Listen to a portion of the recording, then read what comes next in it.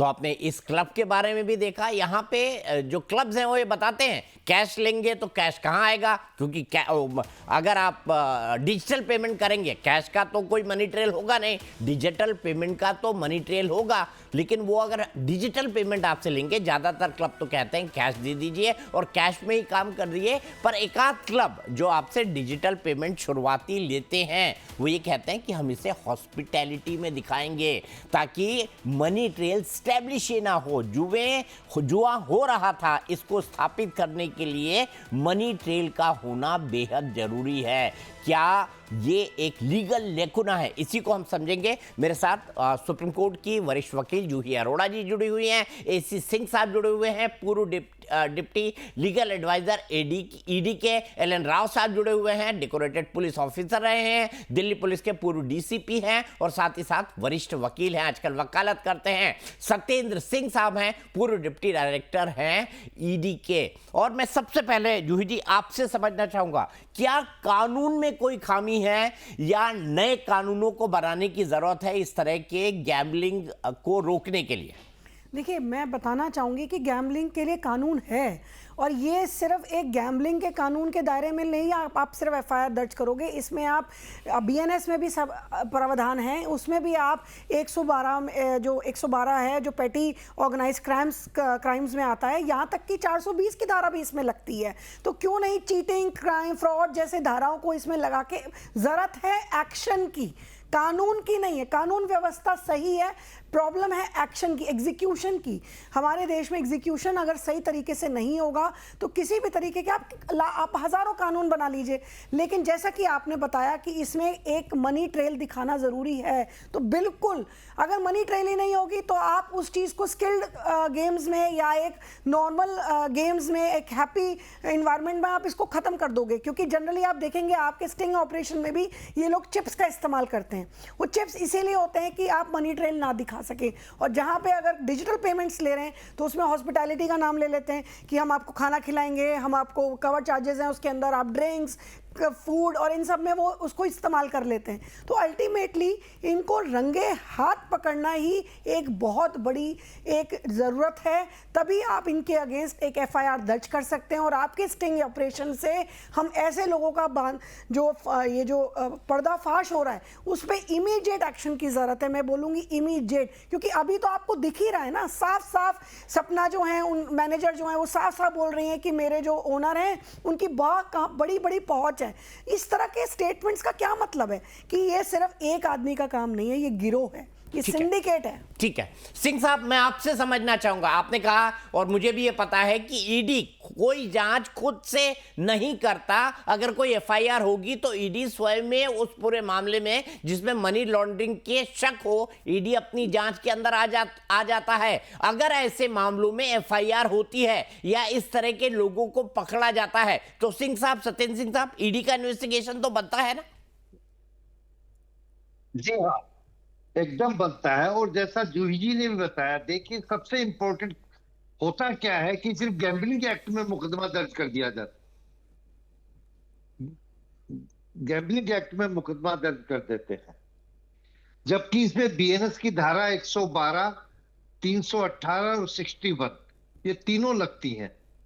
और तीनों लगेगी तो ये PMLA के शेड्यूल ऑफेंस भी आ जाएंगे, क्योंकि 61 है क्रिमिनल कॉन्स्पिरेसी, 318 है चीटिंग और 112 के अंदर वो पेटी क्राइम है, जो कि एक सिंडिकेट को स्टेब्लिश करते हैं। जैसा कि वो गाजियाबाद की जो मैनेजर कह रही थी कि पूरे इंडिया में हमारे ये इस तरह के क्लब है, इसका मतलब है कि ऑर्गेनाइज्ड क्राइम सिंडिकेट चल रही है, लोगों को चीट कर रही है। तो इनके खिलाफ FIR ही नहीं होनी चाहिए, FIR की धाराएं सुसंगत होनी चाहिए और पुलिस और ED मिलकर जांच करें। ठीक है, सिंह साहब ने कहा पुलिस और ईडी मिलकर जांच करे। राव साहब, आपको पता है जब से ऑनलाइन गेमिंग आई तब आपने क्रिकेट को लेकर, बाकी गेम्स को लेकर, फुटबॉल को लेकर बेटिंग ऐप मशरूम की तरह उग गए। बड़े बड़े लोग एडवर्टाइज करते थे और वो इलीगल जुआ ही होता था। सरकार ने उस पर कंट्रोल किया, तो क्यों ऐसे पोकर क्लब या फिर रमी क्लब उगते जा रहे हैं और इलीगल जुआ करवा रहे हैं सरकार की नाक के नीचे?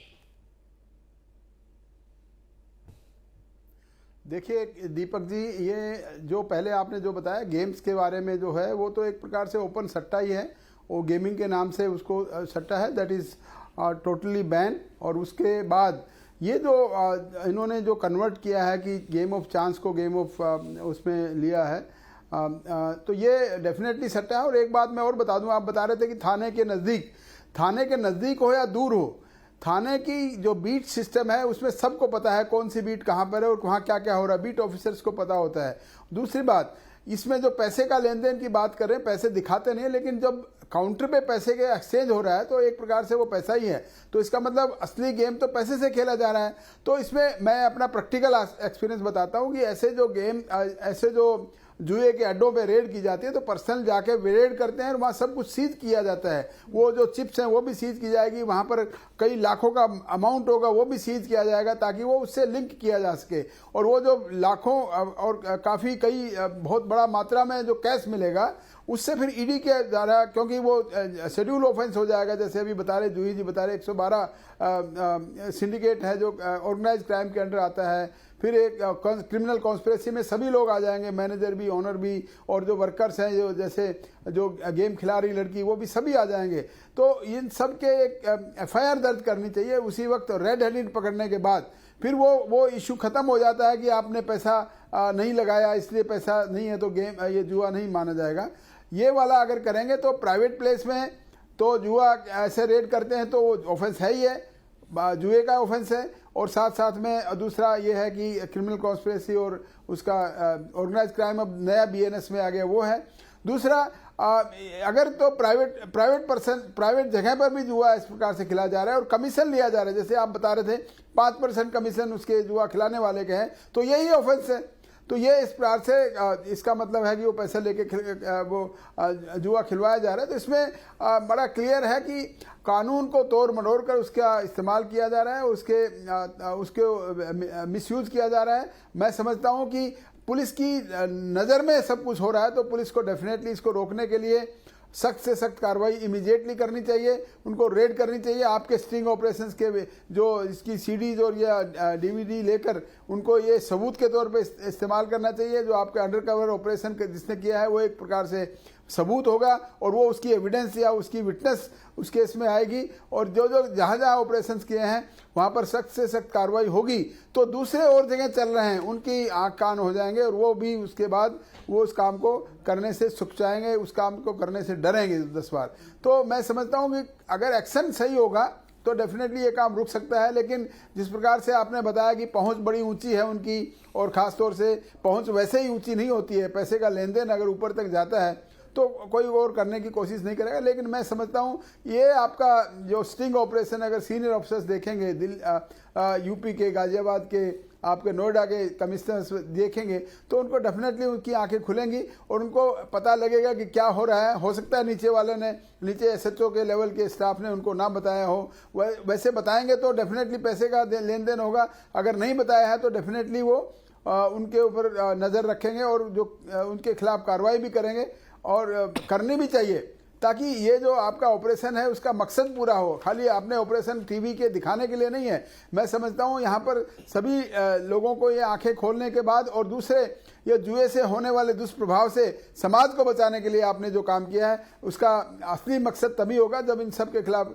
सख्त से सख्त कानूनी कार्रवाई तुरंत की जाए, इसमें देरी ना हो। तो और ताकि दूसरी जगह जहां भी चल रहे हैं, इंडिया में बहुत जगह चल रहे हैं, ये जरूरी नहीं यहीं पे चल रहे हैं, वहां सभी जगह बिल्कुल चल रहे होंगे सर। हमने जो केसेस बताए, एक तो केस आगरा का था, वहां पे भी यही बात की गई जिसके बारे में इलाहाबाद हाईकोर्ट ने कहा कि poker club, skill, game of skill और जुए के बीच में एक डिमार्केशन की जरूरत है। लेकिन सवाल यह है गेम ऑफ स्किल तो हो ही नहीं रहा है, वहां तो जुआ हो रहा है। ऐसा ही एक केस कर्नाटक के अंदर भी आया जो मामला हाई कोर्ट और सुप्रीम कोर्ट दोनों में गया। अब सवाल यहां पर यह खड़ा होता है कि ये जो 3 क्लब्स हमने आपको बताए हैं, एंटी सोशल पोकर क्लब, नाम भी क्या रखा है, एंटी सोशल, नाम भी देखिए छाट के इन्होंने रखा हुआ है, anti social poker club sector 16A, real gaming club Modi mall 25A, the world Paras mall 137, golden aces club sector 15 Vasundhara Ghaziabad और क्लब शोडाउन ये है सेक्टर 104 नोएडा। ये है तमाम वो जगह है जहां पर खुले आम जुआ हो रहा है। अब मैं आपको लोग कैसे रास्ते निकालते हैं ना इलीगल काम करने के लिए और कैसे दिमाग लगाते हैं। अगर यही काम वो किसी पॉजिटिव चीज को करने में लगाएं तो शायद देश का भला हो जाए। लेकिन नाम कैसे रास्ता निकाला गया, यूपीआई के थ्रू भी कुछ पोकर क्लब पैसा ले रहे हैं, यूपीआई के थ्रू। और यूपीआई के थ्रू वो पैसा लेते हैं, लेकिन यूपीआई के थ्रू पैसा लेते हैं तो टैक्स देना पड़ेगा। हॉस्पिटैलिटी में भी लेंगे तो टैक्स देना पड़ेगा। तो ये यूपीआई का जो पैसा है, मैं एसी सिंह साहब से चाहूंगा कि एसी सिंह साहब थोड़ा ध्यान दे मेरी बात को। उन्हीं से ये अगला सवाल है कि हॉस्पिटैलिटी के नाम पर यूपीआई से या फिर डिजिटल पेमेंट लिया जा रहा है, और ये हॉस्पिटैलिटी के नाम पर लिया जाएगा तो क्या होगा, आपको टैक्स देना पड़ेगा, जीएसटी देना पड़ेगा। तो यूपीआई से पेमेंट तो लिया जा रहा है, लेकिन पोकर क्लब में ये पेमेंट एनजीओ के नाम पर लिया जा रहा है। इसको कैसे देखते हैं सिंह साहब, पोकर क्लब में एनजीओ के नाम पर यूपीआई या डिजिटल पेमेंट, ताकि टैक्स भी बच जाए? देखिए पहली चीज दीपक जी, मैं ये कहूंगा, मैं इस पॉइंट पे बाद में आऊंगा। पहली बात मैं ये कहना चाहता हूं कि एक मैनेजर से स्टिंग ऑपरेशन में बात की थी आपके संवाददाता ने, और उसने कहा था, एक पूरा ब्यौरा दिया था कि किस तरह से पैसा ऊपर तक जाता है, चाहे पुलिस विभाग हो या जीएसटी हो।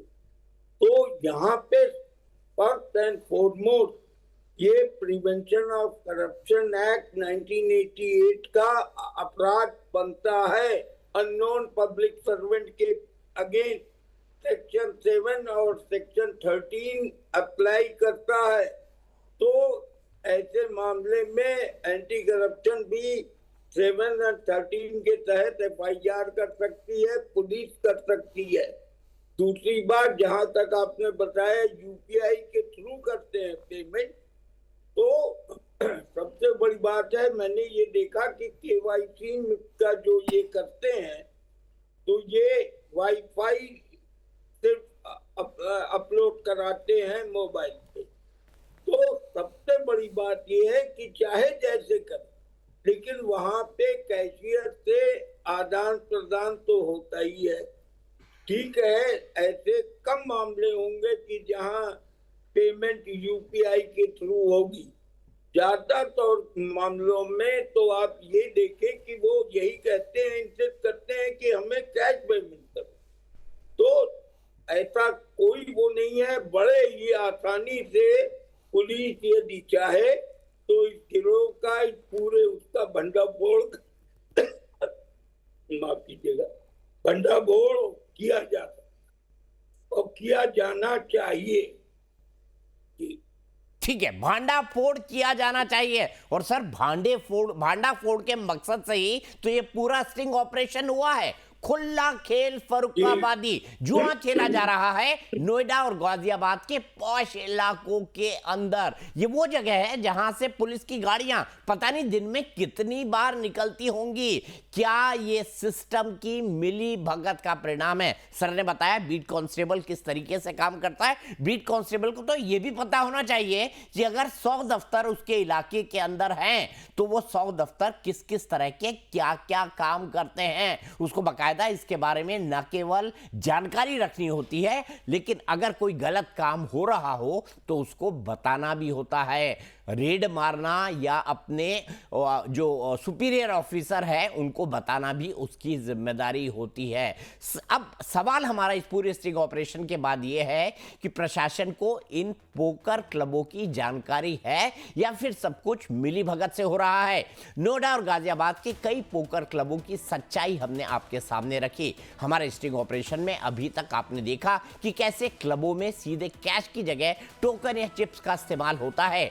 लाइव टाइम्स के कैमरे में पैसे का पूरा लेन देन भी कैद है, जिससे चिप्स खरीदने और उनकी वैल्यू सब कुछ कैमरे में दर्ज है।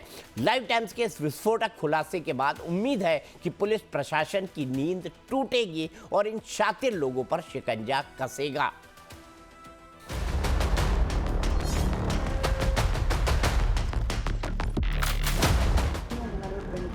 अभी KYC नहीं करानी, उनसे बात करनी थी पहले।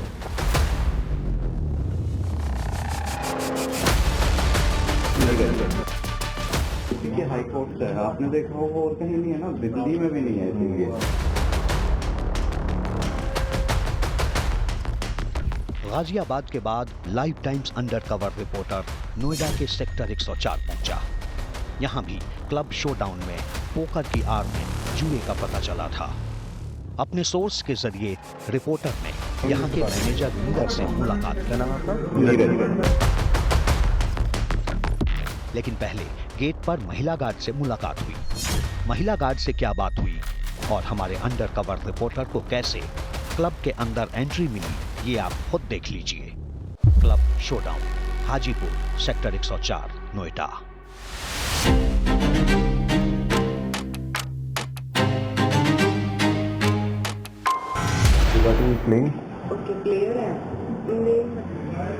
अपना आधार और पैन कार्ड। अभी KYC नहीं करानी, उनसे बात करनी थी पहले। अभी तो वो आए नहीं है वैसे रसूल सर। सीएम सर से मेरी बात हुई थी, उन्होंने कहा था कि आ जाओ। आज आप वेट कर लीजिए।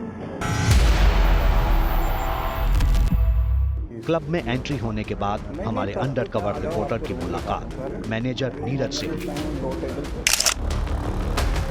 मेरा जी पहले ऑर्गेनाइजर में हम खेलते हैं। ओके। यहाँ पहली बार आए थे, देखने के लिए आए थे क्या सिस्टम है। अच्छा। क्योंकि सेफ्टी और तमाम चीज़ें अपना। नहीं सब कुछ है, आ जाओ आपको रूम दिखा दूँ सर। नॉर्मली इस टाइम हम 2 टेबल से स्टार्ट करते हैं। आपको कितना क्या सिक्योरिटी इश्यू वगैरह का कुछ ऐसा हो? जी हाँ, वही तो है। नहीं ऐसा कुछ नहीं है, यहाँ चलते हैं, टूर्नामेंट भी करते हैं हम रेगुलर बेसिस पे। थोड़ा सा जैसे हमारा डेटा जाएगा, सामान चीज़ें जाएंगी तो नहीं, डेटा हम किसी से शेयर नहीं करते।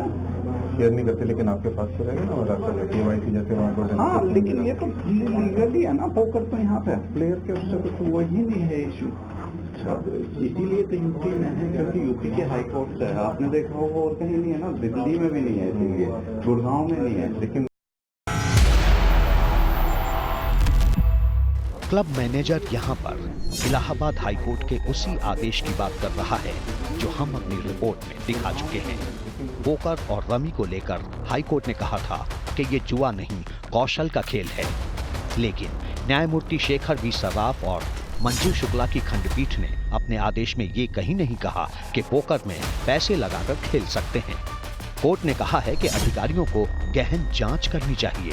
केवल अनुमान पर कि पोकर क्लब में गैम्बलिंग हो रही है, ये मान लेना ठीक नहीं है। हाई कोर्ट ने अपने आदेश में कहीं नहीं कहा कि अगर रमी या पोकर में पैसा इन्वॉल्व होता है तो भी ये स्किल गेम ही माना जाएगा। पोकर क्लब कोर्ट के इसी आदेश की आड़ में शातिराना गेम खेल रहे हैं।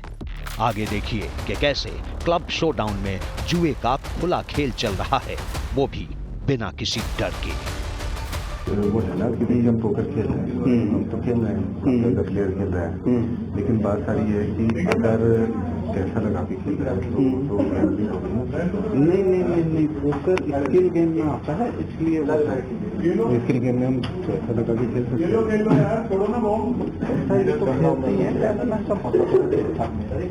मतलब क्या इशू? हम जैसे ट्रांजेक्शन आपको करेंगे, पैसा देंगे तो मनी शेयर वगैरह हो गया ना, जैसे आप पैसा आपको गया तो रिपोर्ट तो मेंटेन होते ही हैं उसके उसमें।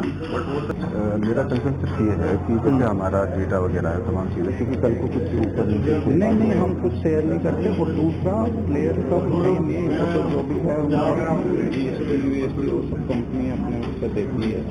टेबल पे पैसा वैसा रखा नहीं जाता? नहीं कुछ नहीं रखा जाता, चिप्स रहते हैं लोग। हाँ, इसका आपको पता है और हमें पता है कि हमने खरीदे हैं।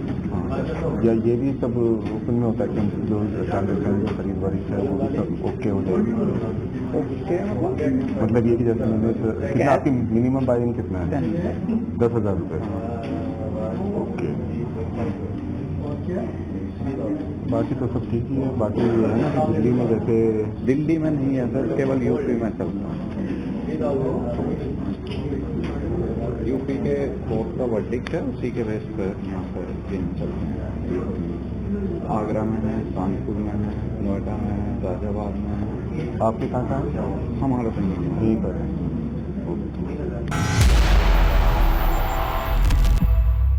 दरअसल स्किल गेमिंग और गैम्बलिंग के बीच अंतर बेहद बारीक है। हाई कोर्ट ने अपने फैसले में कहा है कि अधिकारी इस पर अपने विवेक का इस्तेमाल करें। कोर्ट के अंतरिम आदेश में स्पष्टता की कमी है। कानून में इसी झोल पर गैम्बलिंग का पूरा सिंडिकेट खड़ा है। क्लबों में रमी पोकर में धड़ल्ले से पैसा लगाया जाता है, लेकिन दिखता नहीं है। ट्रांजैक्शन प्रूव करना भी आसान नहीं होता, क्योंकि वो पैसे को क्लब हॉस्पिटैलिटी में दिखाते हैं। ऐसे में सवाल ये है कि जुए का ये सिंडिकेट आखिर रुकेगा कैसे? तो एक से एक नाम रखे गए हैं। एंटी सोशल क्लब, ये क्या है? Club showdown. ये क्लब शोडाउन के बारे में हमने बताया, जो सेक्टर 104 नोएडा के अंदर चलता है। इसका मैनेजर क्या कहता है? लीगली है साहब, पोकर तो स्किल गेमिंग है। वो इलाहाबाद हाई कोर्ट के आदेश का भी जिक्र करता है, लेकिन ये नहीं बताता कि पैसे के साथ इसको खेलना एक कानूनी जुर्म है। वो ये जरूर कहता है कि आपकी सेफ्टी और सिक्योरिटी का पूरा ख्याल रखा जा रहा है। टेबल पर पैसे नहीं रहेंगे, सिर्फ काउंटर रहेंगे। लेकिन काउंटर कैसे मिलते हैं? पैसों को देकर। अब ऑपरेशन जोकर के जरिए हमारी कोशिश अपने दर्शकों को नोएडा का वो स्याह सच दिखाने की है, जो चकाचौंध भरी लाइफ और हाई प्रोफाइल सोसाइटीज के पीछे छिपा है, और कुछ शातिर दिमाग के लोग सिस्टम को खोखला कर रहे हैं, प्रशासन की आंखों में धूल झोंक रहे हैं, और पोकर क्लब में स्किल गेम्स की आड़ में जुए के अड्डे चल रहे हैं। हमारे अंडरकवर रिपोर्टर ने अपनी जान जोखिम में डालकर ये पूरा स्टिंग ऑपरेशन कैमरे में कैद किया है, जो कि बेहद मुश्किल काम है।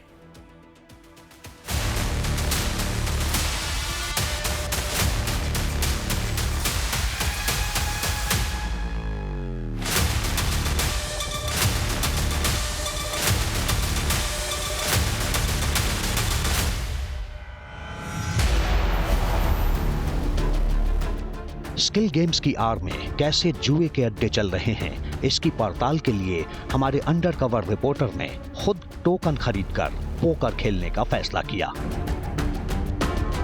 और एक बार फिर नोएडा के गोल्डन एसेज क्लब पहुंचा। देखिए किस तरह से यहां गैम्बलिंग होती है, और हर बाजी में क्लब अपना कमीशन लेता है।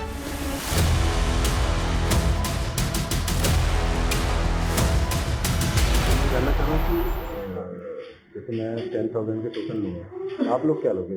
आपका क्या कमीशन रहेगा? रैश कितनी कटती है? मतलब टोटल जो बिलिंग है उसके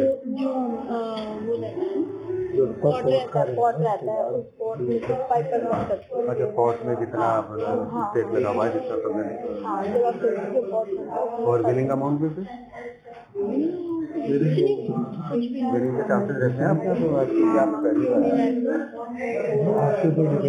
मतलब कुछ रिकॉर्ड तो होता होगा ना आपका कि बिलिंग? देखिए जितना भी स्टैक हमारी तरफ से लेके जाओगे ना, वो हमारे यहाँ पे 1% कट नहीं होगा। आपको जैसे आपने पेमेंट किया आपको वैसे ही मिलेगा। अच्छा, मतलब रैक कटेगी, वो ऑल ओवर पॉट में से कटेगी, सिर्फ आपको जो अमाउंट दिया उसमें से ऑल ओवर पॉट में टोकन 10 मिलेगा ना? टोकन दीजिएगा मुझे। टोकन मिनिमम कितना? 10 के महीने, 10,000 के। ठीक है, आईडी सर? आईडी इसमें नहीं पड़ेगी? नहीं बता दो। ऑनलाइन भी ले रहे थे ना पेमेंट आप? है ऑनलाइन, ओनली कैश है। ऑनलाइन पेमेंट नहीं लेते हैं? 5-6 दिन से बंद है। 5-6 दिन से बंद। तो मेरे पास तो कैश इतना नहीं है। ऑनलाइन तो पहले मुझे बताया गया था कि ऑनलाइन भी लेते हैं आप। हाँ सर, अभी 5-6 दिन से बंद हुआ, अभी 2-4 दिन में फिर चालू हो जाएगा, बट अभी के लिए क्लोज है। बंद क्यों हो गया? ऑनलाइन तो पेमेंट आप ले सकते हो ना?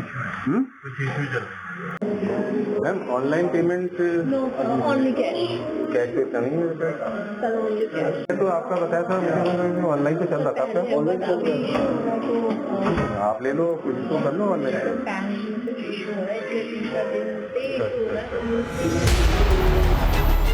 जब क्लब मैनेजर ने ऑनलाइन पेमेंट लेने से इनकार कर दिया, मैम ऑनलाइन पेमेंट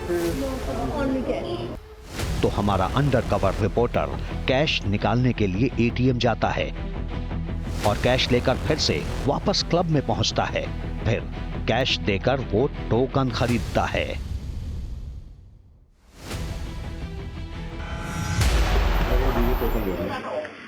एक टिप कितने का है? ये 100 रुपीज। ये 100 और ये 500 रुपीज।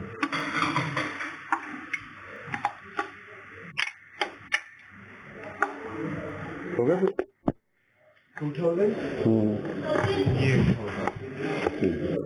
यहाँ मिनिमम बेट कितने की है? हम आपको बता देंगे। आप नहीं खेलते? इसके बाद हमारा अंडरकवर रिपोर्टर टेबल पर पोकर खेलने के लिए बैठ गया और डीलर से खेलने के लिए कहता है। पोकर क्लब में पत्ते बांटकर पोकर खिलाने वाले को डीलर कहते हैं। आगे क्या हुआ वो भी हमारे स्टिंग में देखिए। ये कोई स्किल गेम नहीं है, ये पोकर की आड़ में जुआ यानी कि गैम्बलिंग है जो लक पर खेला जाता है और जो गैर कानूनी है। हमारा मकसद न तो जीतना था और न ही हारना। हम तो अपने स्टिंग ऑपरेशन के जरिए आपको ये दिखाना चाहते थे कि ये स्किल गेम है या फिर गैम्बलिंग। जैसे आमतौर पर जुए के अड्डे होते हैं, उसी तरह से यहाँ भी पोकर क्लब की आड़ में जुए का क्लब ही चलाया जा रहा है। पोकर क्लब जिस तरह से कमाई कर रहे हैं वो भी पूरी तरह से गैर कानूनी है। आपने देखा कि ये हर पॉट यानी बाजी से 5% कमीशन लेते हैं, मतलब जुए की बाजी में लगी हुई रकम का हिस्सा। यहाँ हमारा मकसद पूरा हो गया और हम बाकी की रकम जो कि बचे हुए टोकन के रूप में हमारे पास थी उसे कैश करवाने के लिए दोबारा कैशियर के पास पहुंचे। हाँ, हारे जा रहा हूँ यार, मजा नहीं आ रहा। हारते ज्यादा होंगे यहाँ पे वैसे? नहीं, ऐसा कुछ नहीं। फिर लक के ऊपर बात होती है?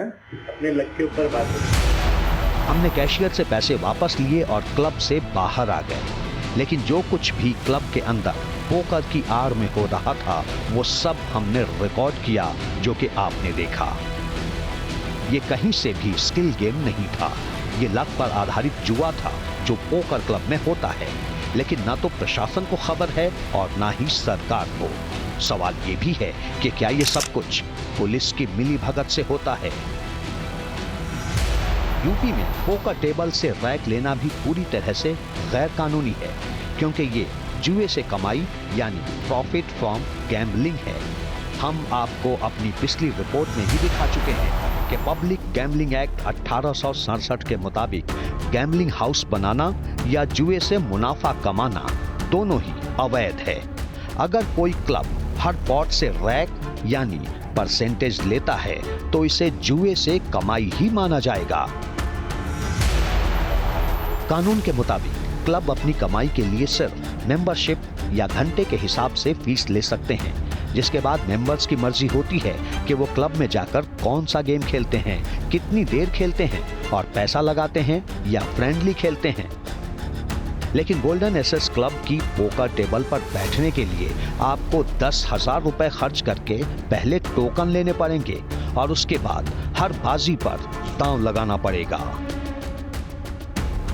टेबल पर बैठने के बाद ही आपको समझ में आता है कि ये किसी तरह का स्किल गेम नहीं है, बल्कि पूरी तरह से लक पर आधारित जुआ है। जिसके पास पत्ते अच्छे आएंगे वो जीत जाएगा, लेकिन जिसके पत्ते खराब आएंगे वो हारेगा। दूसरी तरफ जितनी रकम टेबल पर बैठे हुए जुआरी हर दांव में लगाएंगे उसमें से 5% कमीशन क्लब लेगा अपने हिस्से के तौर पर।